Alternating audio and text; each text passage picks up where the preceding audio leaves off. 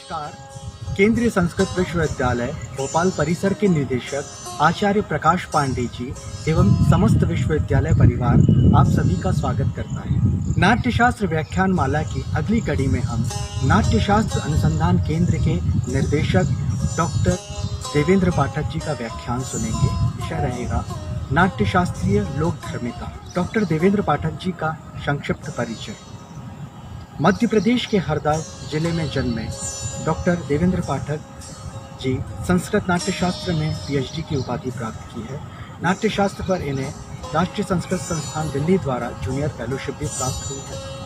वर्तमान में आप केंद्रीय संस्कृत विश्वविद्यालय भोपाल परिसर में नाट्यशास्त्र अनुसंधान केंद्र के निर्देशक के पद पर कार्यरत हैं। आपके आदर्श गुरु आचार्य राधावल्लभ त्रिपाठी जी, प्रोफेसर आजाद मिश्रा जी एवं प्रोफेसर के.बी. पंडा जी हैं।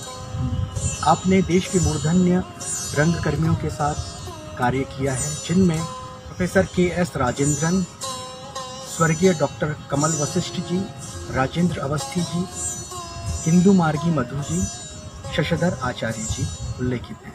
ने 20 से अधिक राष्ट्रीय मंचों पर संस्कृत नाटकों में अभिनय एवं निर्देशन किया है, जिसमें संस्कृत नाटकों में अभिज्ञान शाकुंतलम, मध्यम व्यायोग, प्रेम पीयूषम, धीवर शाकुंतलम, श्री शंकर दिग्विजयम, भगवतज्जुगम, पूर्वरंग, अभिशापम आदि प्रमुख हैं। आपके द्वारा निर्देशित कई नाटकों का मंचन राष्ट्रीय स्तर पर हो चुका है, जिसमें से लखनऊ, हिमाचल प्रदेश, गोवा, दिल्ली, जयपुर, अगरतला। आपको राष्ट्रीय संस्कृत संस्थान नई दिल्ली द्वारा आयोजित संस्कृत नाट्य महोत्सव में सर्वश्रेष्ठ नाट्य निर्देशक और आहार्य सज्जा का पुरस्कार प्राप्त है।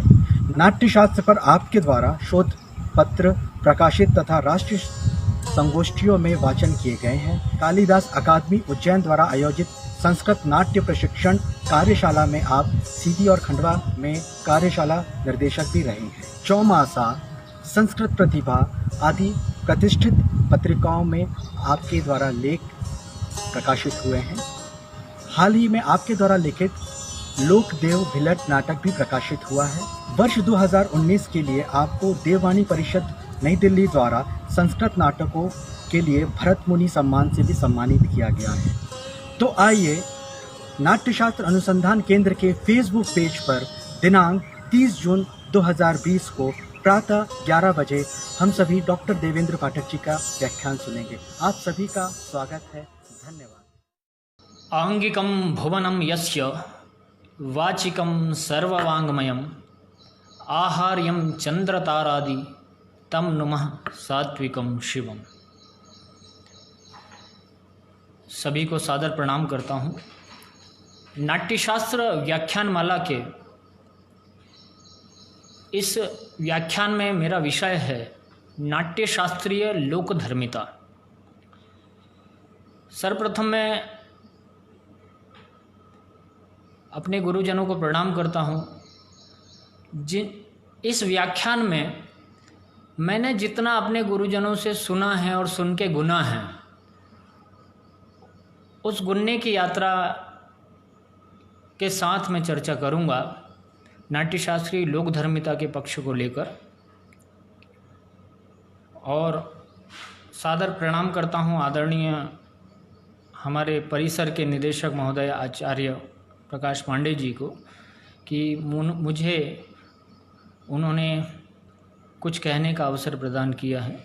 और सभी का मैं स्वागत करता हूँ, अभिनंदन करता हूँ और सभी सुधी श्रोताओं को प्रणाम करता हूँ। तो जैसा कि आज का विषय है नाट्यशास्त्रीय लोकधर्मिता, क्योंकि मैं अभी यात्रा में हूँ और ऐसे रंग की यात्रा में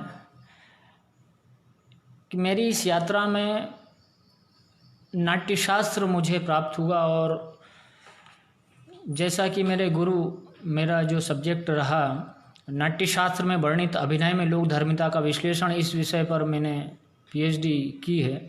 और मैं जब 2009 में भोपाल आया था तो पहली मुलाकात, पहली भेंट मेरी, पहले दर्शन मेरे प्रोफेसर आज़ाद मिश्र जी से हुए और उन्हीं की कृपा है कि मैं इस विशाल ग्रंथ को पढ़ने का मुझे सौभाग्य प्राप्त हुआ।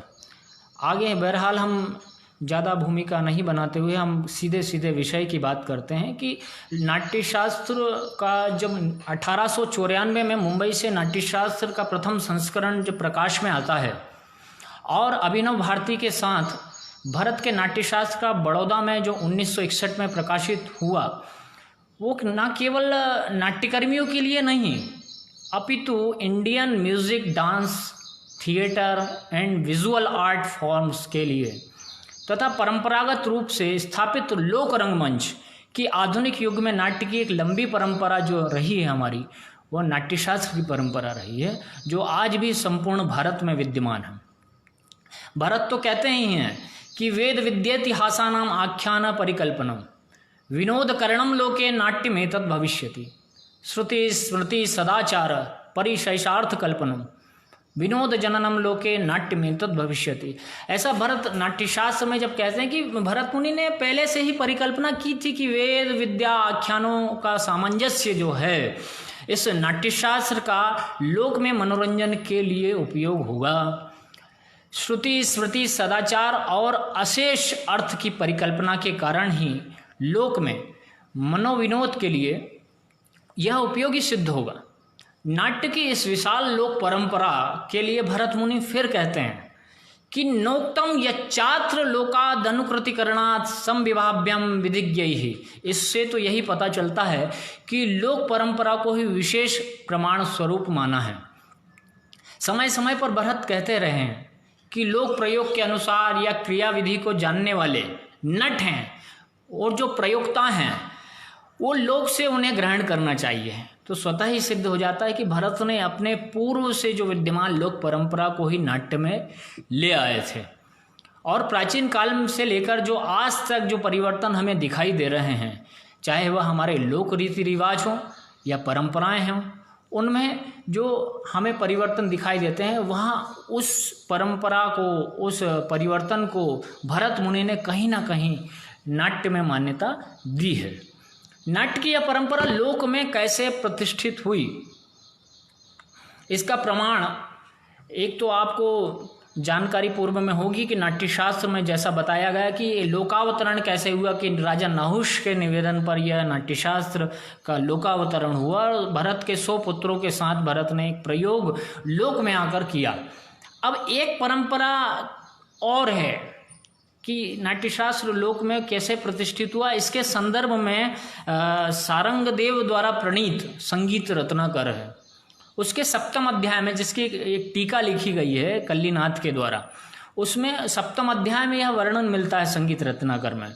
कहा गया कि नाट्यवेदम ददौ पूर्वम भरताय चतुर्मुखा ततश्च भरतः सार्धम गंधर्व अप्सरसाम गणैः प्रयोग मुद्धतम श्रुत्वा स्वप्रयुक्तम ततो हरः तंडुना स्वगणाग्रण्य भरताय न्यदिदिशत। है ना। अब इसको श्लोक को आगे नहीं बढ़ाऊंगा, आगे सीधा मैं सार संक्षेप में आपके, क्योंकि सभी सुधी श्रोता यहाँ पर रंगमंच से जुड़े हुए हैं, तो आगे मैं अपनी बात रखूंगा कि पहले जो ये संगीत रत्नाकर में जो बताया गया कि सर्वप्रथम ब्रह्मा ने नाट्यवेद भरत को प्रदान किया, फिर भगवान शंभु के समक्ष उपस्थित होकर भरतादि के द्वारा नाट्य नृत्य और नृत्य का प्रयोग किया गया। उस प्रयोग को देखकर शिव ने अपना तांडव नृत्य सम्मिलित किया तथा अग्रगण्य तंडु के द्वारा तांडव नृत्य की दीक्षा भरत को दी गई। यहाँ तंडु का नाम भी आता है, उल्लेखित है कि जो शिव के गण में से एक तंडु है और तंडु वहाँ पर भरत को नाट्य की नृत्य की तांडव नृत्य की दीक्षा दे रहे हैं और लास्य नामक जो नृत्य पार्वती के द्वारा प्रदान किया गया है। और तांडव को जानकर मुनियों ने मृत्युलोक के लोगों को शिक्षित किया तथा पार्वती ने बाणासुर की जो पुत्री थी उषा, उसको लास्य की दीक्षा दी। उषा के द्वारा द्वारिका की गोपियों ने सीखा। अब ये लोक में कैसे बढ़ा, देखिए कैसे नाट्यशास्त्र लोक में आता है कि उषा ने पार्वती जी से सीखा और पार्वती जी के बाद उषा के द्वारा द्वारिका की जो गोपियां थी उन्होंने इस लास्य को सीखा। उनसे सौराष्ट्र की जिसे हम या गुजरात प्रांत कहते हैं, कुछ तो सौराष्ट्र की स्त्रियों ने उनके द्वारा, विभिन्न जनपदों की स्त्रियों ने उनसे नृत्य की दीक्षा ली। तो ऐसे यह लोक में लोकावतरण नाट्य का होता है। इस प्रकार से हम कह सकते हैं परंपरागत तौर पर यह लोक में प्रतिष्ठित हो गया। आचार्य भरत ने नाट्यशास्त्र के माध्यम से लगभग 5000 वर्ष पूर्व ही भारतीय रंगमंच को एक अपनी अनुपम रंग दृष्टि के रूप में एक्टिंग मेथड भी प्रदान की है। ये मैं बता दूं, चूँकि आंगिक वाचिक सात्विक और आहार, आंगिक वाचिकश्चैव आहार्यो सात्विकस्तथा, ऐसी जो चतुर्विध अभिनय हैं उसकी जो एक्टिंग मेथड जो दी गई है वो भरत के द्वारा हमें प्रदान की गई है। अब कैसे, एक प्रश्न उठता है हमेशा मेरे सामने जब मैं नाट्यशास्त्र को पढ़ रहा था रिसर्च के दौरान, और तो उस समय मेरे मन में एक प्रश्न उठा कि भाई ये चार वेद से किस प्रकार से आज भी यह चार वेद कैसे समकालीन रंग कर्म में कैसे आते हैं और कैसे इनकी उपयोगिता सिद्ध है। हमारी वैदिक परंपरा जो है, हमारे जो परंपरा रही है, आख्यान की परंपरा रही है, कथा गायन की परंपरा रही है, हमारी जो भारतीय ज्ञान परंपरा है, उससे कैसे नाट्य अनुरंजित होता है, उससे कैसे प्रभावित होता है, ये देखेंगे हम। कि कहा गया कि जग्राह पाठ्यम ऋग्वेदात सामभ्यो गीतिमेव च यजुर्वेदात अभिनयान रसान अथर्वणादपि, कि ऋग्वेद से पाठ्य लिया गया। भरत कहते हैं जग्राह यानी लिया गया, ऋग्वेद से पाठ्य, सामभ्यो गीतिमेव च, सामवेद से गीति, यजुर्वेद से अभिनय और अथर्ववेद से रस के तत्वों को ग्रहण कर उनका निचोड़ स्वरूप ही पंचम वेद के रूप में नाट्यशास्त्र को रचा गया। अब ऋग्वेद से पाठ्य क्यों, एक प्रश्न है। तो ऋग्वेद से पाठ्य यानी पाठ्य से हम जन सामान्य में सहज होकर अपनी बात कहूँगा कि पाठ्य से जो तात्पर्य हम लगाते हैं वर्तमान में नाटक के टेक्स्ट से लगाया जाता है। क्योंकि ऋग्वेद में संवादात्मक सूक्त हैं, संवाद है, एक बातचीत है, यही हमारी परंपरा रही है, श्रुति की परंपरा है। तो श्रुति के आधार पर ही हमारे जो शास्त्र रचे गए। तो ऋग्वेद में संवाद सूक्त हैं और नाटक में आवश्यक तत्व के रूप में संवाद होते हैं, जिसे अभिनेता जो है वह स्पीच के माध्यम से प्रस्तुत करता है। इसे ही नाट्यशास्त्र की भाषा में वाचिक अभिनय के अंतर्गत रखा गया है। जो पाठ्य है वही वाचिक है। अब वाचिक कितना इम्पोर्टेंट है, वही ऋग्वेद कालीन परंपरा है हमारी वाचिकता की, ठीक है। तो इसे इम्प्रोवाइज कर, अब देखेंगे आम भाषा में मैं बात कर रहा हूँ कि इसे इम्प्रोवाइज कर ही अभिनेता अपनी भाषाई कौशल का परिचय देता है। अब इम्प्रोवाइज का मतलब क्या है ये भी देख लें कि जो पास है उसी से कुछ व्यवस्था करना इम्प्रोवाइज कहलाता है। To play music, speak or act using your imagination instead of written or remembered material, यानी आपको जो पास है उसी से ही व्यवस्था करनी होगी। इसी के चलते दूसरी योजना हम इम्प्रोवाइजेशन की करते हैं।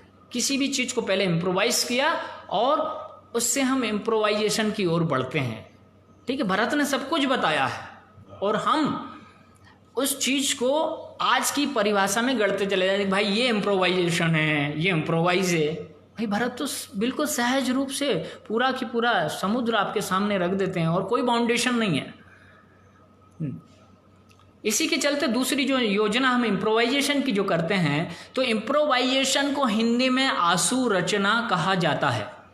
आजकल इसे ही आशु अभिनय के माध्यम से भी जोड़ा जाता है। कहते हैं कि हम आशु अभिनय करते हैं। जब अभिनेता जब रंगमंच पर चढ़ता है तो उसे प्रत्युत्पन्नमति भी होना पड़ता है कि हम कितना क्विक डिसीजन ले सकें। तो यह सब बात क्विक डिसीजन की बात भी भरत कहते हैं। तो इम्प्रोवाइजेशन है क्या? In order to do good improvisation the actor need to understand cleanly the character they are trying to portray. एक अच्छी जो आशु रचना के लिए आवश्यक क्या है, कि अभिनेता उस पात्र को अच्छी तरह से समझ ले जिसकी भूमिका का निर्वहन उसे करना है। यदि वह जो अभिनेता है उसको उसकी भूमिका का पता चल जाता है कि मुझे यह करना है, यह नहीं करना है, उसके लिए भी देखिए आप भरत कितना सटीक विवरण देते हैं, वर्णन करते हैं नाट्यशास्त्र में। वो कहते हैं कि भैया नियति और मृत्यु के दो द्वार हैं और अभिनेता की नियति यह है कि उसे वास्तविक स्वरूप को मारना ही पड़ेगा और उसकी नियति यह है कि उसको जो पात्र दिया गया है उस पात्र में आपको प्रवेश करना ही होगा। तो यह चीज़ इम्प्रोवाइज करके ही अभिनेता अंदर प्रवेश करता है, वो अपने आप को तैयार कर लेता है। ये पूरी की पूरी उसकी संकल्पना होती है, उसको माइंड को एक साथ एकाकार करके रंगमंच की यात्रा वह करता है।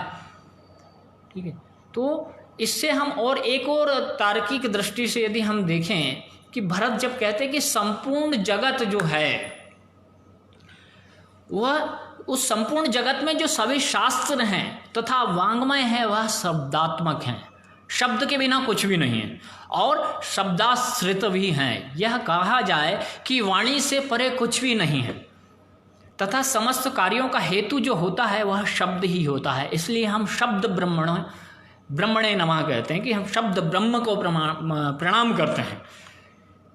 इसलिए भरत मुनि ने वाचिक अभिनय को महत्वपूर्ण माना है। आगे मुनि ने पाठ्य के दो भेद बताए हैं नाट्यशास्त्र में, एक है संस्कृत पाठ्य और दूसरा है प्राकृत पाठ्य। तो नाट्य में वो जो वाचिक अभिनय करते समय जब अभिनेता को नाम, आख्यात, उपसर्ग और निपात का ध्यान रखना पड़ता है, साथ ही साथ पाठ्य वर्ण, व्यंजन तथा उसके उच्चारण स्थानों का भी सामंजस्य स्थापित करना होता है। तो टेक्स्ट जब हम पढ़ते हैं एक हम उस दृष्टि से देखते हैं, जब निर्देशन करते हैं या नाटक का हम अभिनय करते हैं, हम जब एक अभिनेता के तौर पर जब हम मंच पर आते हैं तो हमें इन सब चीज़ों का ध्यान रखना पड़ता है। बड़े ही सहज रूप से हमें उतरना पड़ता है, भले ही वह निर्देशक हो चाहे अभिनेता हो। देखिए बड़ी अच्छी बात है इसमें कि भरत ने सभी को सहृदय कहा है। अभिनेता है वह भी सहृदय है, जो लेखक है उसका वह भी सहृदय है, जो निर्देशक है वह भी सहृदय है और जो दर्शक है, इसे प्रेक्षक कहा गया है, वह भी सहृदय है। जब तक यदि हम सहृदय नहीं होंगे तो हम कैसे एक्टिंग कर पाएंगे, कैसे उस आलंबन और उद्दीपन के भाव विभाव और व्यभिचारी संयोगात रस निष्पत्ति होगी कि विभावा अनुभवा व्यभिचारी संयोगात रस निष्पत्ति कहा गया है यहाँ पर। तो कि नहीं रसादृते कश्चिद अर्थ प्रवर्तते, 6वें अध्याय में भरत मुनि स्पष्ट करते हैं कि भैया रस के बिना किसी भी अर्थ की प्रतीति नहीं होती। तो रस आएगा कहाँ से? जब तक हम एक अभिनेता पूर्ण रूप से तैयार नहीं होगा, उस भाव में, उस परकाया में प्रवेश नहीं करेगा, तो वहां से रसोत्पत्ति नहीं हो जाती। रस तो है आस्वाद्यते कहा गया है कि रस का आस्वादन लेना ही पड़ेगा आपको। यानी कुल मिलाकर जिस भूमिका में, जिस पात्र में हम उतर रहे हैं उस भाव को अपने ऊपर आरोपित करना ही होगा। इसलिए हम रूपक करते हैं, नाटक नहीं करते हैं। इसलिए दश रूपक कहा गया है। हम नाटक खेलने नहीं गए, हम रूपक खेलते हैं। रूप्यते आरोप्यते इति रूपकः, ऐसा कहा गया है अभिनव गुप्त के द्वारा अभिनव भारती में कि हम किसी भी काया का, किसी भी पात्र का हम अपने ऊपर आरोपण करते हैं जब और उसका रूप धारण करते हैं तो वही रूपक कहलाता है। ठीक है, भरत ने वाचिक अभिनय का निरूपण करते हुए समय समय पर जो नाम, आख्यात, उपसर्ग, निपात, तद्धित, विभक्ति, संधि, समास, शब्द, दैविध्य, चूर्ण पद, निबद्ध पद, है ना, छंद वृत्त, संपद, विराम, पाद, रस, भाव, अलंकार इत्यादि का विस्तृत रूप से विवेचन किया है। यहाँ तो यह स्पष्ट है कि लोक से ही समस्त गुणों को मनुष्य ग्राह्य करता है और उसे आत्मसात कर नाट्य में अभिनय के माध्यम से प्रदर्शित करता है, जिसमें प्रेक्षकों को या सहृदयों को जो रसानुभूति होती है, जो आनंदानुभूति होती है, वह संस्कृत पाठ्य के साथ भरत ने पाठ्य के लक्षण भी बताए हैं, है ना। भरत मुनि ने वाचिक अभिनय को संपूर्ण नाट्यशास्त्र का कलेवर कहा है, क्योंकि वाचिक अभिनय के माध्यम से ही समस्त अंग उपांग आहार्य सात्विक और नेपथ्य की रचना की जाती है। या यदि वाचिक हटा दिया जाए किसी टेक्स्ट में तो वो कैसा लगेगा, नाटक माइम हो जाएगा, उसमें भावाभिव्यक्ति नहीं होगी, वो संप्रेषण पूर्णतः नहीं हो पाएगा। परंतु एक परंपरा है हमारे यहाँ, नृत्य जब हम करते हैं तो हमारी एक परंपरा है कि हम भाव कहते हैं, भाव करते नहीं हैं। हमारी भाव कहने की परंपरा है, जो कहन की परंपरा है यह लोक में प्रतिष्ठित है। जैसे हम आल्हा गायन देखते हैं या हम विदेशिया देखते हैं। मैं संजय उपाध्याय जी, आदरणीय संजय उपाध्याय जी का जब विदेशिया मैंने देखा और उनका जो प्रयोग कहते हैं वो भाव कह रहे हैं विदेशिया के माध्यम से, कितना निकट है।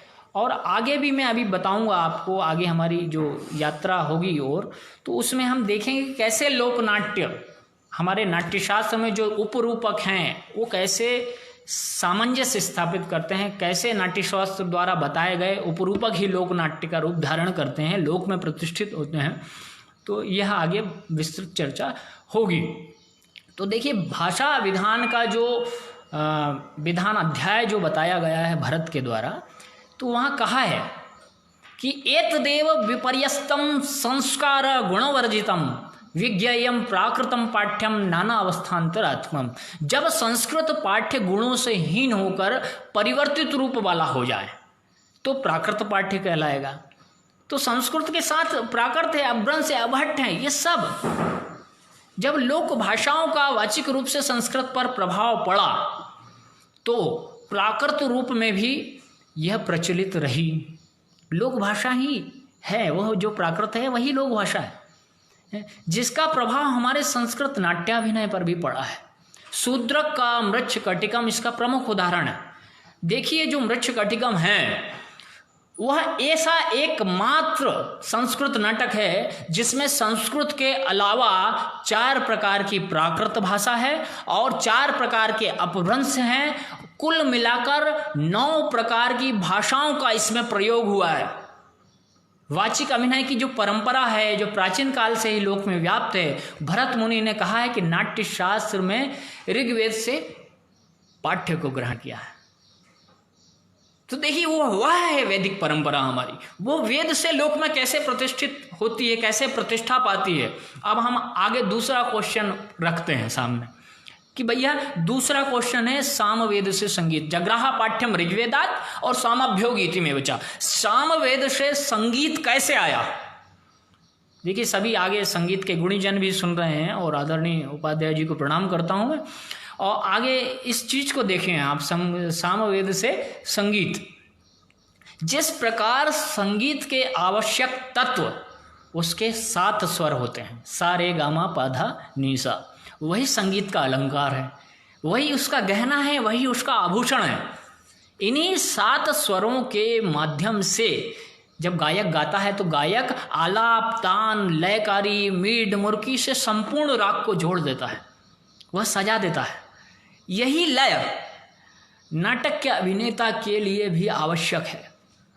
क्योंकि लय के बिना तो सृष्टि ही नहीं है। हमारी उठने में, चलने में, फिरने में, घूमने में, फिरने में, बोलने में सभी जगह लय है। तो लय के बिना सृष्टि की परिकल्पना है ही नहीं। तो यहाँ भी लय का सामंजस्य बहुत जरूरी है, इसका इम्पोर्टेंस है अपना।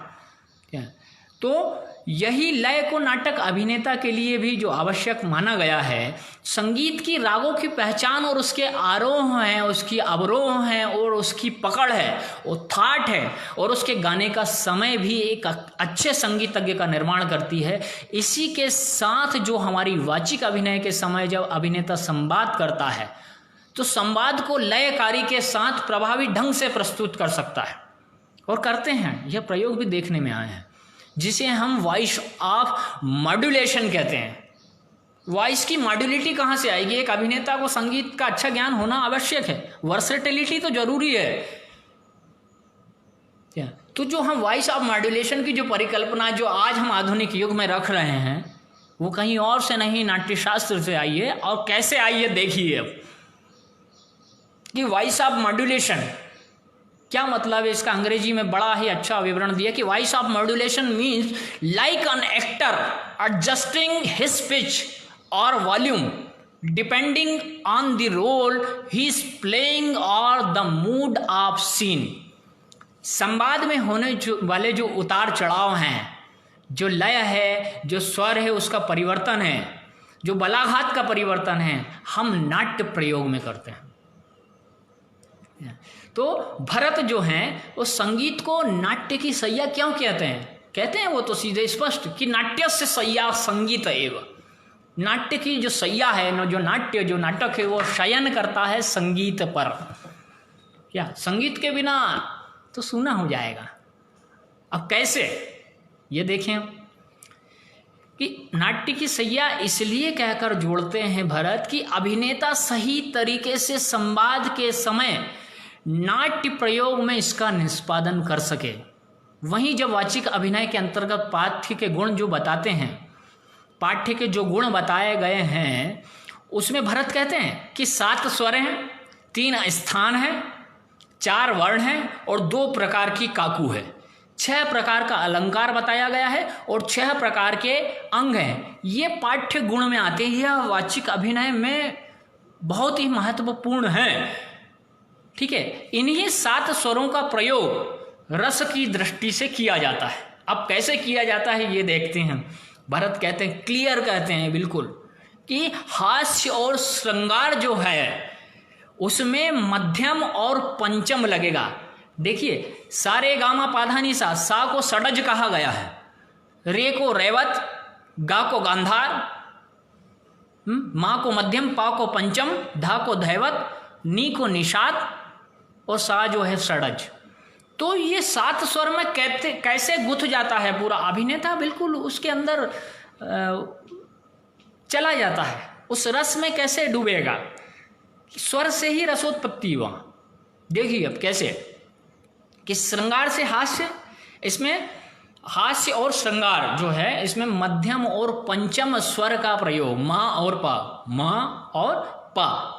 ठीक है, और जो वीर है, वीर, रौद्र और अद्भुत में षडज का प्रयोग होता है, सा का प्रयोग। ठीक, जो संगीतकार हैं, जो विद्वान हैं, जो गुणीजन हैं संगीत के, ये जब नाट्य का संगीत करते हैं तो बड़े ही उसको इन्हें अभिनेता के लिए स्पेस देते हैं कि भाई आओ आप रस में, क्या इसको फील करो। और संगीत को फील, जब तक उस भाव को फील नहीं किया जाएगा तब तक अभिनेता उससे संवाद स्थापित नहीं कर पाएगा, उसका तादाम्य जो है वह स्थापित नहीं कर पाएगा। ठीक है, तो ये देखें हम कि जो ऋषभ है और करुण है, ऋषभ जो है उसका करुण रस में प्रयोग होता है। रे क्योंकि गंभीर शब्द स्वर है। देखिए, रे कोमल भी है और रे शुद्ध भी है। जब हम कोई गंभीर राग का प्रयोग करते हैं तो वहाँ रे का प्रयोग किया जाता है और करुण रस में विशेषकर उस रे का महत्व है। ठीक है, तो देखिए करुण रस में गांधार और निषाद है ना, इसमें देखेंगे गांधार और निषाद का प्रयोग भी किया जाता है। गा और नी का, रे गा नी।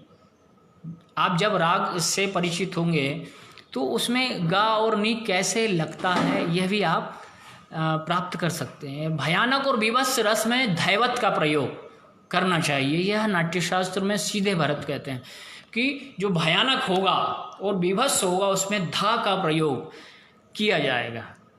क्यों? धा गंभीर है, धा शुद्ध भी है और कोमल भी है, गंभीर प्रकृति का है, उसमें नाद है। तो जब जितना भी हम भयानक दृश्य जब दिखाते हैं तो उसमें नाट्य के प्रयोक्तागण प्रयोग करते हैं।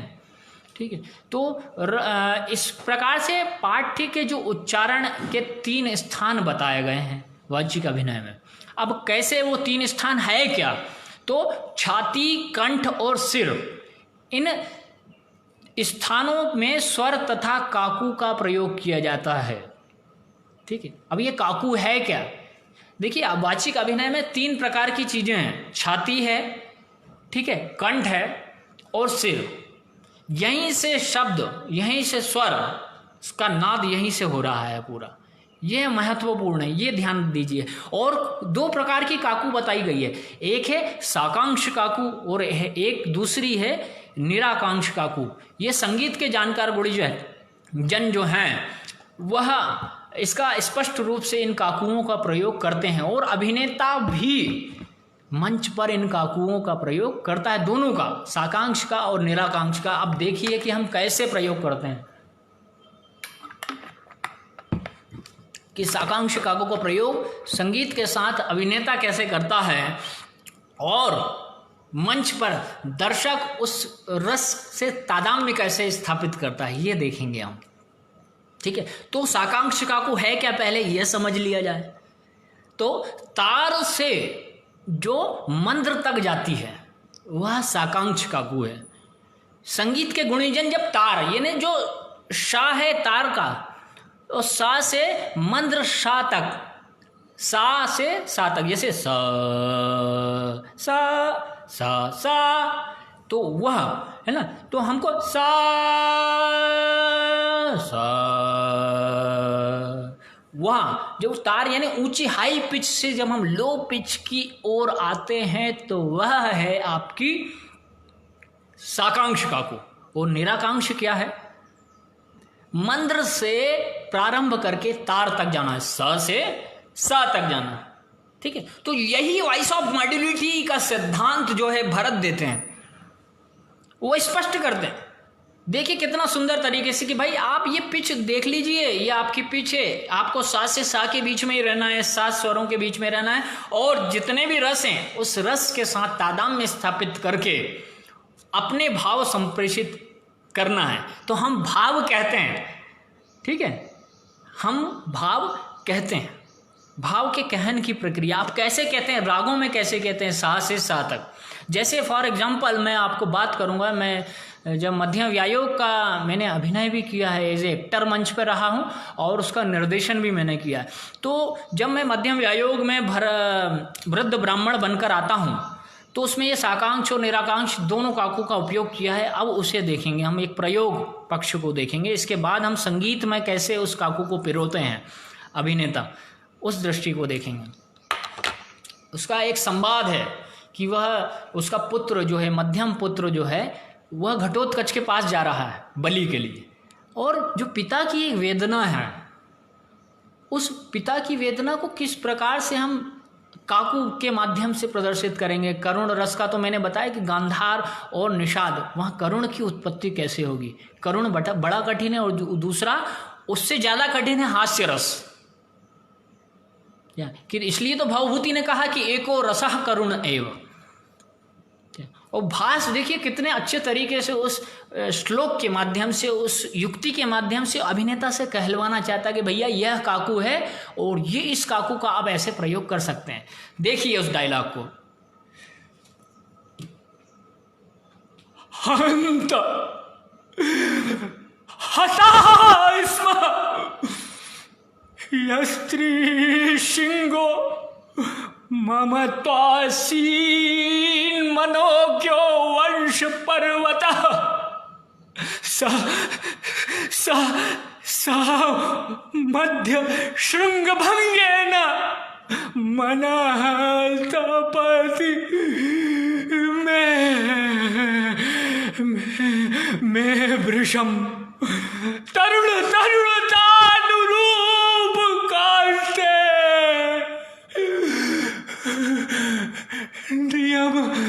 नियम परायण प्रसक्त बुद्धे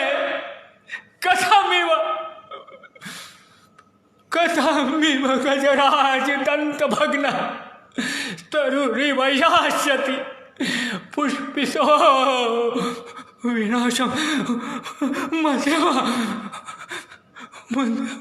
मध्यम। तो ये उसका, जब जो हाई पिच पर, जब करुण पूरा अपना पिच पर जाता है तो वहां तार से तादात्म्य स्थापित करता है, और जब उसके अंदर पूरा करुण का जो एक वेदना है करुण की, वह उसके कंठ में जब आ जाएगी, और जो छाती से निकलता है पूरा वो कंठ से, यह है वाचिक की ताकत। तो यह इंपॉर्टेंट है। तो इसलिए भरत यहाँ पर तार से मंद्र तक और मंद्र से तार तक की यात्रा करते हैं, इसलिए काकू का यहाँ पर प्रयोग होता है। ठीक है, मूल स्वर जो बताए गए हैं भरत के द्वारा वो 3 प्रकार के हैं, उदात्त, अनुदात्त और स्वरित। ये 3 स्वर ऋग्वेद के समय से ही प्रचलन में हैं। इनमें जो उदात्त स्वर हैं उच्च ध्वनि या तीव्र स्वर के लिए तथा स्वरित इन दोनों मध्यगत स्वर के लिए इनका प्रयोग किया जाता था। इन 3 मूल स्वरों के आधार पर ही षडज आदि लौकिक स्वरों का उद्भव हुआ है। ये मुख्य हैं, उदात्त, अनुदात्त और स्वरित। ठीक है, नारदी शिक्षा यदि हम देखें या पाणिनीय शिक्षा की हम बात करें तो उसके अनुसार भी उदात्त आदि जो स्वर हैं इन लौकिक स्वरों का इस प्रकार से वो विकास बताते हैं। उदात्त क्या है, अनुदात्त क्या है और स्वरित क्या है, यहाँ पर थोड़ा हम देखें पाणिनीय शिक्षा के अनुसार जो मूल स्वर हैं वह लौकिक स्वर हैं और जो उदात्त हैं संगीत में देखेंगे आप, निषाद है, नी और गा, वो उदात्त स्वर है वहाँ पर, और अनुदात्त जो है वह ऋषभ है यानी रे और धेवत, वह अनुदात्त है ना। उच्च ही उदात्ता ऐसा संस्कृत में कहा गया और नीचे ही अनुदात्ता यानी उच्च तरीके से जब हम बोलेंगे किसी भी पाठ्य को, किसी वाक्य को जब हम बोलेंगे तो वहाँ पर उदात्त होगा, और जो नीचे हम बोलेंगे नीचे स्वर करके मिड पॉइंट पर, ठीक है, तो वहाँ अनुदात्त होगा। जो स्वरित जो कहा गया है केवल षडज, मध्यम और पंचम को कहा गया है। अब क्यों कहा गया है इसके पीछे भी रीजन है। संगीत के जो जानकार हैं वो जो षडज है वह स्थायी स्वर है और जो पंचम है वह भी स्थायी स्वर है, अचल स्वर कहे गए हैं। ठीक है, और जो मध्यम है केवल जो माँ है वह ही तीव्र है। देखिए माँ शुद्ध भी है और तीव्र भी है। तो इस प्रकार से जो जानकार लोग हैं वह इसका प्रयोग करते हैं। तो यदि हम देखें कि वाचिक अभिनय की एक प्रमुख इकाई के रूप में शब्द रूप का जो है शास्त्रीय विवेचन भरत करते हैं। अकारादि स्वरों का, हलादि व्यंजनों का उच्चारण स्थान, उसके घोष, अघोष, नाम, आख्यात, उपसर्ग, निपात आदि के बाद में भरत बड़े ही विशद विवेचन करते हैं। मैं आगे और बढ़ता हूँ क्योंकि छोटा छोटा मैं थोड़ा थोड़ा बताते जाऊँगा कि ये वाचिक अभिनय हो गया, आंगिक, वाचिक, सात्विक, थोड़ा थोड़ा बताऊँगा क्योंकि समय और आगे यदि आप सभी का आशीर्वाद रहा तो उसमें आगे चर्चा की जाएगी। आप तो देखें हम कि जो मैं आचार्य राधा वल्लभ त्रिपाठी जी ने उनके ग्रंथ में कहा है कि वाक जो है वो बताते हैं कि वाक नाट्य का शरीर है। आंगिक, आहार्य तथा सात्विक अभिनय जो है वह वाक्यार्थ को व्यंजित करता है। ठीक है, जो वाक से अनुसक्त है। सारे शास्त्र जो हैं वाक से अनुस्यूत है तथा वांगनिष्ठ है, अतः वाक से परे जगत में कुछ है ही नहीं है। इन सब का कारण केवल और केवल वाक है, जो वाणी से। इसलिए भरत ने देह, मन और वाणी 3 से ही समस्त अभिनय को बता दिया है। देह यानी शरीर, मन से आत्मा से भाव का प्रकटीकरण, और वाणी यानी वाचिक पूर्ण अभिनय। ठीक है, अब इसमें और विस्तार भी किया जा सकता है। ठीक है, तो आगे हम ये देखते हैं कि पाठ्य के जो प्रयोग हैं उसमें उदात्त, अनुदात्त और स्वरित जो और कंपित का प्रयोग होता है। अभिनेता गण करते हैं, जो निर्देशक जो जानकार हैं संगीत के वे अपने अभिनेताओं से करवाते हैं। ये 4 वर्ण बताए गए। ठीक है, इसी क्रम में मैंने जो है अलंकार जो हैं, अलंकार के साथ संगीत के जो अलंकार हैं उसके साथ जो है आहार्य और वेशभूषा को भी रख दिया है। क्यों? क्योंकि जो स्वात स्वर जो हैं वो उसकी सुंदरता के लिए, संगीत की सुंदरता के लिए इम्पोर्टेंट है। और ठीक उसी प्रकार जब अभिनेता जब मंच पर चढ़ता है तो अभिनेता संगीत में जब अलंकार के साथ, रागों के साथ जो प्रयोग करता है तो उनकी जातियां भी बदल जाती है। एक रागों के अवान्तर उसकी एक जाति भी होती है, उसमें गुम्फित है। ठीक, कि किस राग का या किस जाति का यह राग है, किस समय यह गाया जाता है, इसका समय क्या है। नाटक में भी वेशभूषा जो होती है वो दर्शकों को उस समय के देश काल में उस स्थिति में, उस वातावरण में आहार्य के माध्यम से ले जाती है। जिस प्रकार से जो एक राग है, ठीक है, वह राग उस संगीतकार को, जैसे आपने केदार गाया और केदार के बाद तुरंत दूसरा राग चेंज किया, तो जो जानकार लोग हैं वो समझ जाएंगे कि ये फलाना राग गाया जा रहा है, कि यह जय जयवंती गाई जा रही है, या मालकोश गाई जा रही है, या मियाँ मल्ला मियाँ की तोड़ी गाई जा रही है, या राग मेघ मल्लार गाया जा रहा है। तो वही स्थिति जो आहार्य की है, तो आहार्य से भी जब दर्शक है जो सहृदय है वो उस परिस्थिति में पहुंच जाता है, तो रस से और निकट उसका तादात्म्य स्थापित हो जाता है, उसका आस्वादन और अच्छे तरीके से वह करता है।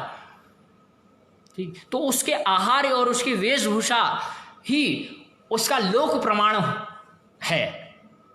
ठीक है, अब तीसरे पॉइंट पर आते हैं। तो पहला हमने बताया कि ऋग्वेद से पाठ्य क्यों, सामवेद से संगीत क्यों, ठीक है, यजुर्वेद से अभिनय क्यों, यह एक और इम्पॉर्टेंट बात।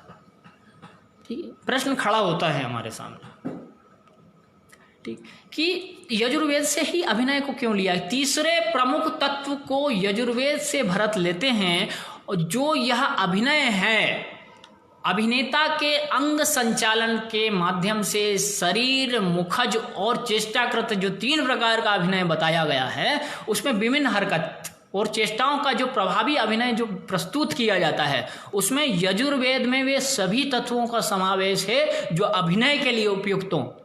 जैसे फॉर एग्जाम्पल यज्ञशालाओं की माप, ठीक है, अभिनय करने वाले जो हैं रंगमंच की मापों से समानताएं रखती हैं।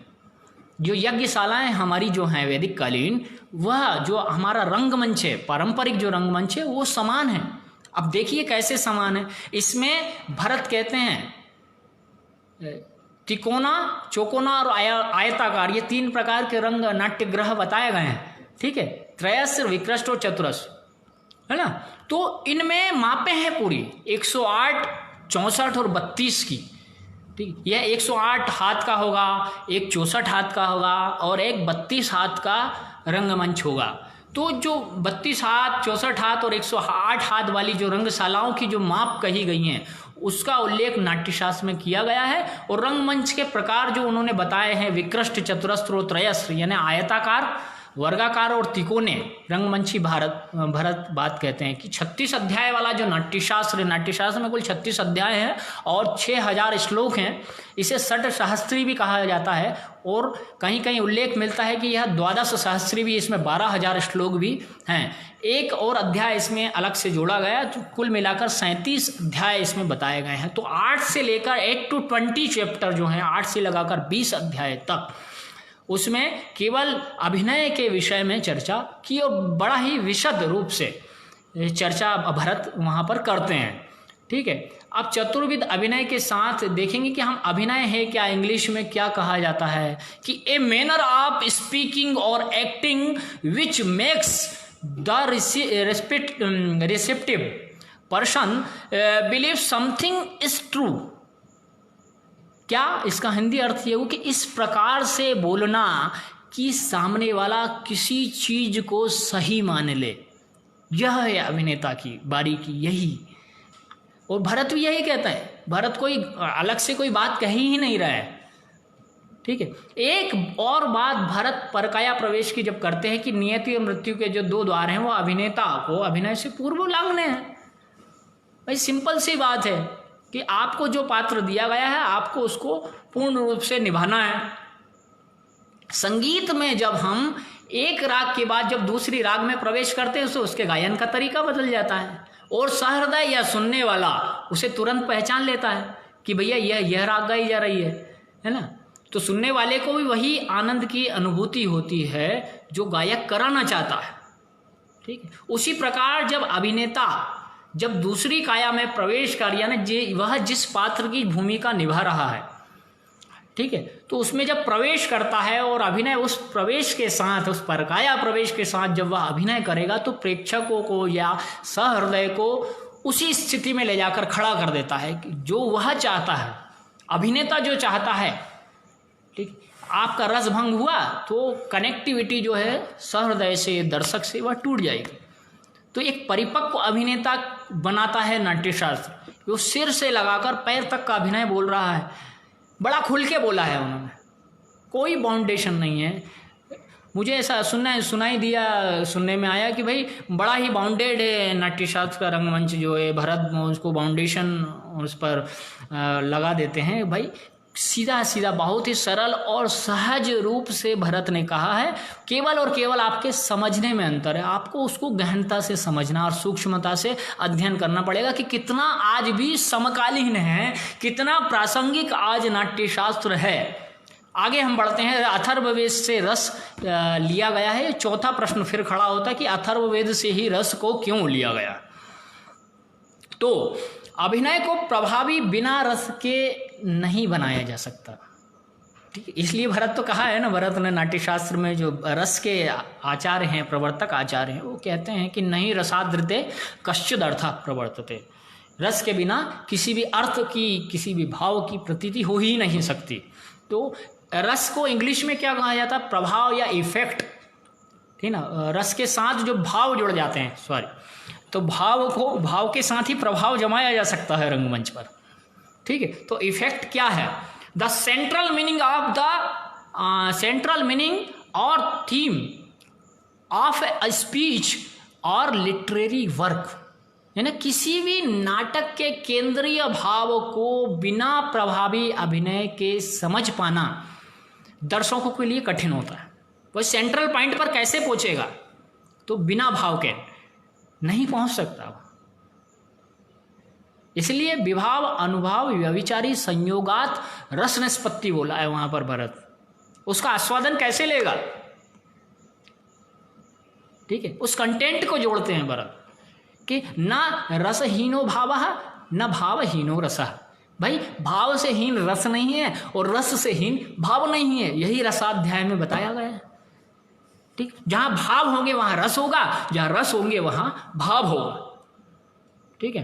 तो प्रभावपूर्ण जब अभिनय ही भरत के सात्विक अभिनय की और रस की चरम सीमा, जिसे हम ब्रह्मानंद सहोदर कहते हैं, तो मैंने पहले भी कहा है आपको सहृदय बनना पड़ेगा। वह चाहे नाटक का लेखक हो, नाटक का निर्देशक हो, नाटक का अभिनेता हो, नाटक का दर्शक हो, जब तक आप सहृदय नहीं होंगे तब तक एक उसके रस के चरम तक, उसके रस के साधारणीकरण तक नहीं पहुंच पाएंगे।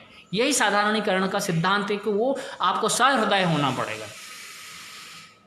बिना सहृदयता के तो कोई बात हो ही नहीं, क्योंकि लेखक जब टेक्स्ट को लिखता है तो उसके पूरे दिमाग में एक कैनवास है, उसमें कैनवास पे उसकी भित्तियों पर बड़े बड़े चित्र आते हैं सामने, और उस कैनवास के माध्यम से ही वह अपनी उक्तियों को पिरोता है उस टेक्स्ट के अंदर, उस पाठ्य के अंदर, जिसे हम संवाद के रूप में एक अभिनेता उसको सजीव कर देता है। इसलिए वहां पर अभिनेता श्रेष्ठ हो जाता है, फिर उसका जो लेखक है वह गौण हो जाता है। क्यों? क्योंकि वह जीता है, उसको जीना पड़ता है। इसलिए कलाकार श्रेष्ठ कहा गया। कलाकार सर्जक होता है, जो अभिनेता होता है, जो निर्देशक होता है, और जो पूरी भीड़ है नेपथ्य की हमारे पास, वो पूरे सर्जक होते हैं। एक अकेला कुछ नहीं कर सकता। तो यदि एक की बात होती तो वहां ना आलंबन होता ना उद्दीपन होता। एक कुछ नहीं करता, एक से अधिक होना पड़ता है। अब देखिए, अब हम लोक की ओर बढ़ते हैं। ये तो 4 बात हमने रखी कि लोक क्या है, लोक धर्म क्या है, और आगे फिर हम बात करेंगे कि ऋग्वेद में जो शब्द आया है लोक के लिए जन शब्द का प्रयोग हुआ है।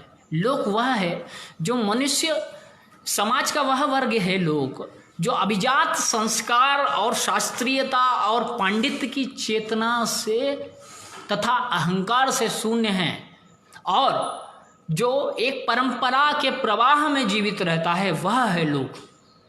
ठीक है। धर्म क्या है? तो राष्ट्रज्ञ धारणे धातु से मन प्रत्यय लगाकर धर्म शब्द बनता है। विभिन्न तरीके से इसकी व्युत्पत्ति को हम समझ सकते हैं। जैसे ध्रियते लोकः अनेन, धर्म वह है जिसे लोक का धारण किया जाए, या धरती धारयति वा लोकम। ठीक है। धर्म वह है जिससे लोक को धारण किया जाए। ठीक है। धर्म वह है जो संसार को धारण करता है। हम लोक की यात्रा ही कर रहे हैं, महानाटक चल रहा है, निर्देशक ऊपर है और वो पूरे विश्व में महानाट्य चल रहा है और हम पात्र की भूमिका है, हम अपनी भूमिका में आते हैं, हमारा जितना समय समाप्त होता है पटाक्षेप होता है और हम चले जाते हैं। यही आपकी नियति और मृत्यु है। वही हम पूरा की पूरा संसार रंगमंच पर स्थापित करके दिखाते हैं दर्शकों को, तो दर्शक तभी जुड़ता है। ठीक है। अब लोक धर्म क्या है? तो लोके धारयति इति कथ्यते लोक धर्मः। ठीक है, लोक जिसे धारण करता है वह लोक धर्म है। आचार्य भरत भी लोक धर्म की सत्ता को ही स्वीकार करते हैं, इसलिए वो बोलते हैं लोक वेदस तथाध्यात्मम प्रमाणम त्रिविधम स्मृतम। ठीक है, इसलिए उन्होंने दो बात कही कि लोक धर्मी नाट्य धर्मी धर्मीति द्विविधा सुरतः। ठीक है, एक लोक धर्मी दूसरा नाट्य धर्मी, परंतु ये पृथक बिल्कुल नहीं है। ठीक है, अद्वैत है पूरा। दर्शन की दृष्टि से देखें तो अद्वैत का सिद्धांत यहाँ लागू हो जाता है कि जैसे योयम स्वभाव लोकस्य सुख दुख समन्वितः स्वंगाद्य विनयोपेतो नाट्य मित्य विधीयते। ऐसा भरत कहते हैं। भाई जब सुख दुख जो प्रवृत्ति है, सुख दुखात्मक है, सब पेयर में है, तो ये लोक धर्मी और नाट्य धर्मी भी एक जोड़ा है और जोड़े का अर्थ ही है योग है और योग का अर्थ ही मिलाना होता है, तो वो अलग कैसे हो गए? ठीक, इसलिए लोक से ही शास्त्र बना और शास्त्र से ही लोक बनता है, कोई पृथकता की बात ही नहीं है। ठीक है, अब आगे हम जब बढ़ते हैं कि जब प्रवृत्तियों की बात आती है लोक में, नाट्यशास्त्र में भरत कहते हैं कि भाई चतुर्विधा प्रवृत्तिश्च प्रोक्ता नाट्य प्रयोक्तृभिः आवंती दाक्षिणात्याच पांचाली चोड्रमागधी। ठीक है, कि भाई ये नाट्य के प्रयोक्ता गण, यहाँ प्रयोक्ता कहा गया है डायरेक्टर को, प्रयोग करने वाला। ठीक है, और दर्शक को सहृदय। तो नाट्य के जो प्रयोक्ता हैं वो लोक मान्यता के आधार पर प्रवृत्तियों के 4 प्रकार स्वीकार करें, यह बताई गई है। आवंती, दाक्षिणात्य, पांचाली और मागधी, है ना। अब यह प्रश्न यह उठता है कि अत्राह प्रवृत्ति रीति कस्मात्। ठीक है, यह प्रश्न उठाए गए हैं नाट्यशास्त्र में। प्रश्न पंचक की जो प्रश्न पंचकों की अन्वितियां हैं, प्रश्न के अवान्तर प्रश्न की जो परंपरा है, यह भारतीय परंपरा है। ठीक है, यह लोक की परंपरा है। तो उस 5 प्रश्नों को फिर उठाते, उस 5 प्रश्न में भी फिर प्रवृत्ति में भी प्रश्न है कि अत्राह प्रवृत्ति रीति कस्मात्, अर्थात प्रवृत्ति इसे क्यों कहा जाता है। तो इस बात की पुष्टि फिर भरत करते हैं। देखिए आप कैसे लोक के निकट, लोक धर्मिता के निकट पहुंचाते हैं कि नाना देश वेश भाषाचारा वार्ता ख्यापयतीति प्रवृत्तिश्च निवेदने अत्राह यथा पृथिव्याम नाना देशाः सन्ति। तो क्लियर कहते हैं कि भैया पृथ्वी लोक में नाना प्रकार के प्रदेशों के स्थानीय वेश हैं, आचार हैं, उनकी भाषाएं हैं, उनके कार्य व्यवहार हैं, उनकी रीतियां हैं, उनकी नीतियां हैं, उनके रीति रिवाज हैं, और उन रीति रिवाजों को सूचित करने के कारण ही यह प्रवृत्ति कहलाती है। अब लोक धर्म जो है कि लोग जो धारण करता है, क्या जो लोग धारण किया है, तो इन प्रवृत्तियों को धारण किया है। इसी से विभिन्नताएं हमारे देश में, भारत अखंड विभिन्न भाषाओं का, बोलियों का देश है, इसलिए उसको एक सूत्रता में पिरोते हुए भरत वहीं से उस सृष्टि का निर्माण करते हैं। अपने रंगमंची संविधान का, रंगमंचीय दृष्टि के बारे में स्पष्ट बोलते हैं। तो यह तो हम मान लें कि भरत के काल में लोक धर्मी और नाट्य धर्मी परंपराओं का जो है अभ्युदय हो चुका था और वे निरंतर अबाध गति से लोक में ही विकसित होती रही हैं। नाट्यशास्त्र में प्रवृत्तियों का जब निरूपण, वृत्ति है और प्रवृत्ति है, ठीक है, आपको एकादश नाट्य संग्रह बताए हैं, आगे भी जो हमारे विद्वत जन हैं उन्होंने व्याख्यान में बताया कि रसा भावा ह्यविनया धर्मी वृत्ति प्रवृत्तयः सिद्धि स्वरास् तथा तोद्यम गानम रंगश्च संग्रह। ये एकादश ना, रस भाव अभिनय धर्मी वृत्ति प्रवृत्ति सिद्धि स्वर आतोद्य और गान और रंग, ये जो 11 एलिमेंट्स ऑफ थिएटर, ठीक है, जो 11 रंग संग्रह नाट्यशास्त्र में जो बताए गए हैं रंगमंच के लिए, उसमें जो प्रवृत्ति है, वृत्ति के बाद प्रवृत्ति का है, तो उसमें भरत प्रवृत्ति जब निरूपण करते हैं तो उनकी 4 विधाओं को भी जनमान्यता के अनुसार ही बताते हुए कहते हैं, देखिए कि चतुर्विधा प्रवृत्तिश्च प्रोक्ता नाट्य प्रयोक्तृभिः आवंती दाक्षिणात्य च पांचाली चोट्रमागधी। ये मैंने अभी आपको बताया गया है कि नाना देश है, वेश है, भाषाचार हैं। ठीक है, अब हम जब आगे बढ़ते हैं कि लोक के अनुसार लोकानुसारी होकर ही मन, अंग और वाणी आदि के द्वारा कलात्मक भावपूर्ण प्रदर्शन प्रेक्षक को अपने साथ रस देश में ले जाता है। इसीलिए यह अभिनय होता है। अभिनय खाली कहने मात्र से नहीं हो जाएगा। ठीक है, इसलिए भरत ने सर्वप्रथम मस्तक, अब मैं अंग के अभिनय की ओर बढ़ रहा हूं। ठीक है, तो भरत ने सबसे पहले मस्तकाभिनय यानी सिर के 13 प्रकार 13 मुद्राएं बताई हैं। ठीक है, कैसे 13 प्रकार क्या है? आकंपितम है, कंपित है, धुत है, विद्युत है, परिवाहित है, आधूत है, अवधूत है, अंचित है, निहंचित है, परावृत है, उक्षिप्त है, अधोगत है और लोलित है। ठीक है, हम किसी को इशारा देते हैं, ये इधर आ जाओ। ठीक है, तो क्या हो गया? कंपितम, ये बोला, मना कर दिया भाई, अकंपितम। ठीक है, नहीं चाहिए भाई। ये सब तो प्रयोग हम कर रहे हैं, लोक में ही कर रहे हैं। ठीक है, इसके बाद देखिए आप पूर्णिमा का चांद, करवा चौथ सबने देखा होगा जो है ना, तो करवा चौथ पर जो हमारी माताएं हैं वह चंद्रमा का, पूर्णिमा का चांद देखती हैं। ठीक है, तो उनका ऊपर सिर होता है और उस चलनी के अंदर से माताएं गर्व से देखती हैं। तो गर्व की दृष्टि में जब वो पूर्णिमा के चांद को निहारती हैं, ठीक, तो वहाँ अद्भुत स्थिति बनती है सिर की। तो यह भी तो लोक में घटित हो रहा है। ठीक है, तो लोक से इतर तो भरत गए ही नहीं कहीं नाट्य शास्त्र में। ठीक, आगे और बढ़ते हैं हम। पीछे, किसी को पीछे मुड़ के देख रहे हैं, किसी ने आवाज लगाई, आप पीछे मुड़ के देखते हैं एकदम, तो वो परावृत्त सिर होगा। हमें केवल मालूम नहीं है कि हम नाट्यशास्त्र को फॉलो कर रहे हैं।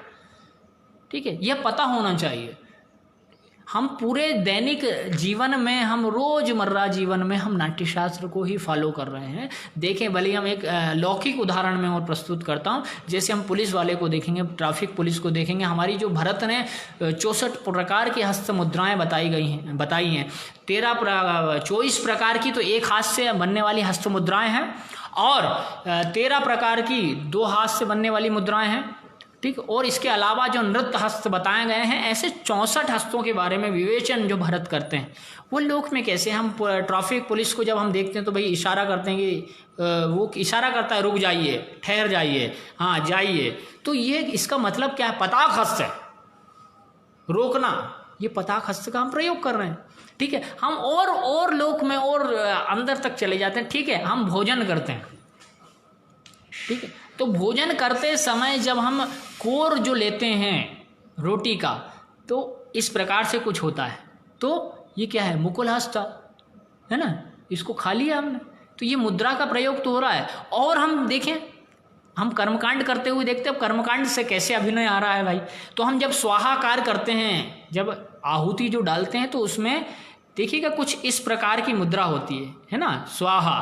तो जब इसको हम सीधा करके देखेंगे तो ये मृगी मुद्रा है। ठीक है, तो ये बड़ा ही लोक से निकट है। हस्त मुद्राएं भी शास्त्रीय होने के बावजूद भी लोक से निकट संबंध स्थापित करती हैं। ठीक, हमने किसी को चुप करना है, आम स्थितियों में देखा जाता है आप चुप हो जाइए, ऐसा कर दिया, तो ये क्या है? सूची हस्त है। ठीक है, तो हम इसको संस्कृत नाटकों में इन हस्त मुद्राओं का भी हम उपयोग करते हैं। आगे और मैं अपनी बात रखता हूँ। जब अभिनय के बारे में बात करते हैं, सिर अभिनय में बोलते हैं भरत कि भैया एभ्यो अन्य बहवो भेदा लोकाभिनय संश्रया ते च लोक स्वभावेन प्रयोक्तव्यः प्रयोक्तृभि, कि मैंने जो 13 प्रकार सिर के बता दिए हैं, इसके बावजूद, इसके अतिरिक्त भी यदि और आपको लोक में दिखाई दें तो वहाँ से भी आप ग्रहण कर सकते हैं। ठीक है, इसके आगे और विस्तृत रूप से विवेचन किया जा सकता है कि कहाँ तक हम आगे कार्य कर सकते हैं। तो ये तो हो गई। अब यदि हम आहार्य अभिनय की बात करें तो आहार्य अभिनय में भरत बताते हैं कि आहार्य अभिनयो नाम ज्ञेयो नेपथ्यजो विधि तत्र कार्यः प्रयत्नस्तु नाट्यस्य शुभम इच्छिता। ठीक है, तो आहार्य अभिनय को यहाँ भरत मुनि नेपथ्य विधान कहा है आहार्य को। ठीक है, तो नाटक में समस्त पात्रों की जो अवस्थाएं हैं, उनकी प्रकृतियां हैं, उनमें विविधताएं होती हैं, वैविध्य होता है, इसलिए नेपथ्य विधान का प्रयोग आवश्यक है। दूसरे शब्दों में यदि हम यह कहें कि पर्दे के पीछे जहां पात्र अपना वेश बदलते हैं, ठीक, उसे नेपथ्य कहा जाता है। कहा भी गया कि रामादि व्यंजको वेशो नटे नेपथ्यम उच्यते। नेपथ्य विधान के यहाँ चार प्रकार भरत मुनि कहते हैं। क्या क्या बताएं उन्हें कि पुष्ट संरचना है, अलंकरण है, अंग रचना है, संजीव है। तो पुष्ट रचना है क्या? तो पुष्ट रचना से तात्पर्य है कि नमूने की वस्तु के निर्माण से है। पुष्ट से यहाँ तीन प्रकार बताए गए हैं। कैसे? एक तो पुष्ट रचना में संधिम पुष्ट, दूसरा है व्याजिम और तीसरा है वेष्टिम। तो संधिम पुष्ट क्या होता है? ठीक है, तो संधिम पुष्ट में मुनि कहते हैं कि भैया चटाई, बांस, चमड़ा या वस्त्र से निर्मित वस्तुओं को रखा गया है, इसे ही नेपथ्य विधान मानना चाहिए। आहार्य का मतलब आहरण से भी होता है। देखें, और यहाँ चटाई, बांस, कपड़ा, वस्त्र सभी तो लौकिक वस्तु हैं। ठीक, लोक के इतर कुछ भी नहीं है। ठीक है, लोक से ही संबंधित है। संभवतः ये भरत मुनि ने जो बात कही है वह लोक से ही ग्रहण करने को कही, बहुत स्पष्ट है। लोक धर्मी में देखिए आप नाट्यों का, मुखौटों का प्रयोग होता है। मैं अब आगे बढ़ता हूँ कि हमारी जो लोक नाट्य शैलियाँ हैं, जो उपरूपक बताए हैं, बड़े ही सार संक्षेप में बात कर रहा हूँ कि जो हमारे नाट्यशास्त्र में रूपक 10 रूपक है, इसके बाद उपरूपक बताए हैं। जैसे नाटिका है, प्रकरणी है, त्रोटक है, सट्टक है, गोष्ठी है, उल्लापक है ना, काव्य है, प्रेक्षणक है, संलापक है, श्रीगतित है, शिल्पक है, हल्लीशक है। ठीक है, और भाणी है, डोंबी है, मल्लिका है, पारिजातक है, छालिक या छलिक है। तो सबसे ज़्यादा लोक नाट्यों में देखेंगे हम तो हल्लीशक का प्रयोग बहुत अधिक हुआ है। ठीक है, तो भास ने भी बाल भारतम जब लिखा है तो उसमें हल्लीशक का उल्लेख वो करते हैं भास।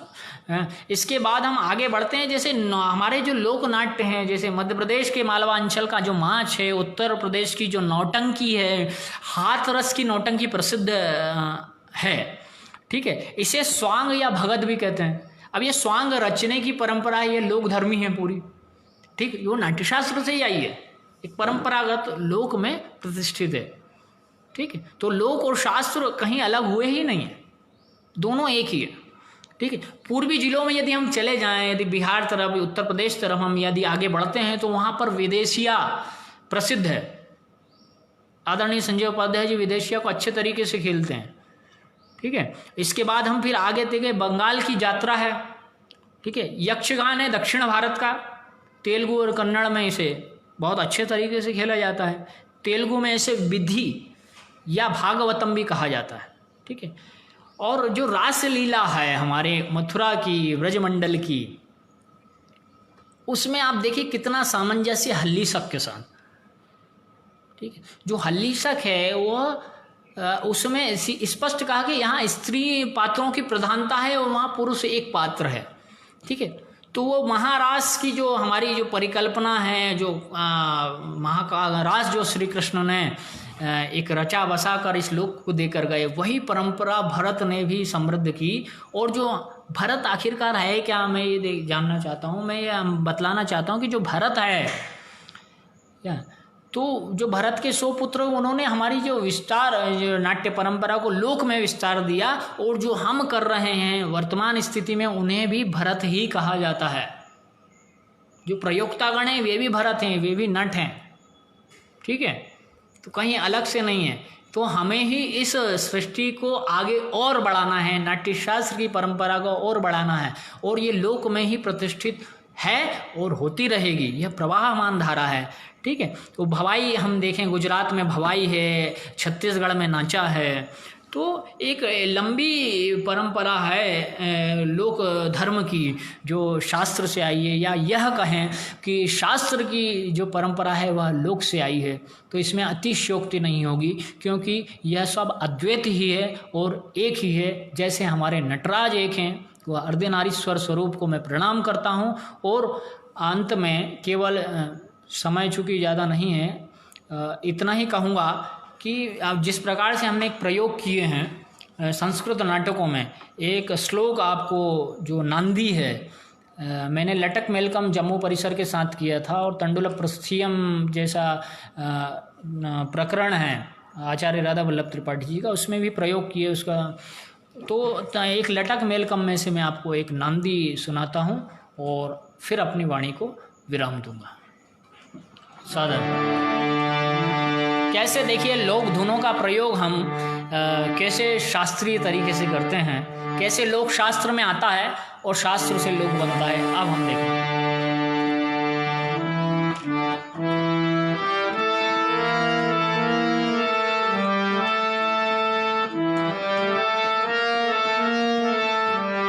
दीम ताना दे रे नाना, दीम ताना दे रे नाना, नारे रे नारे नारे नारे नारे रे ना,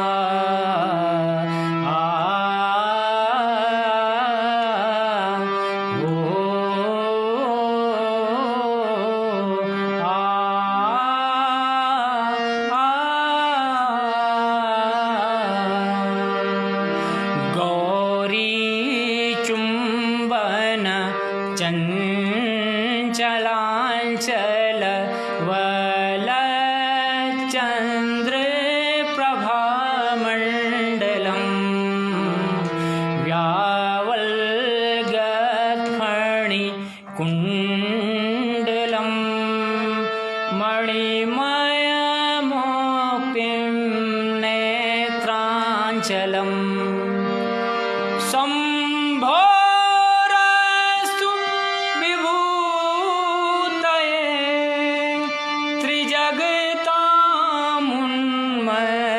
गंगम शिरः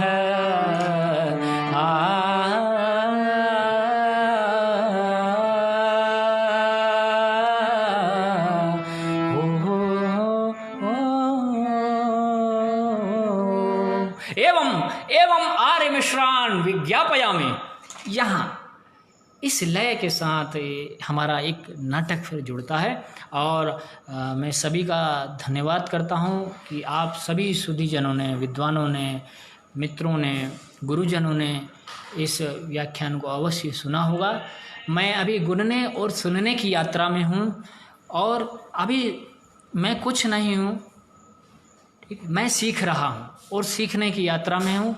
इस यात्रा में ही रहूँगा। आप सभी लोगों ने मुझे सुना, इसलिए मैं आप सभी को प्रणाम करता हूँ।